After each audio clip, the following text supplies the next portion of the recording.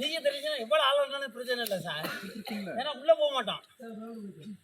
வேண்டாம் வேண்டாம் போதும் சார். அப்படியா?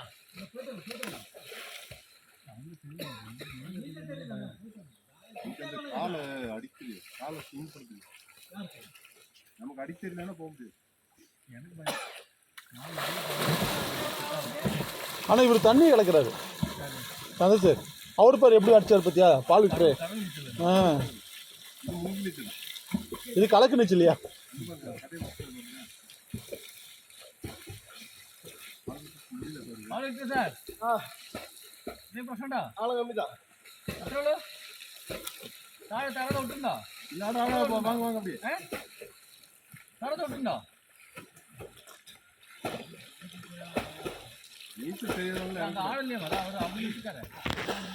கீழே கால் ஆட்டிட்டு கீழே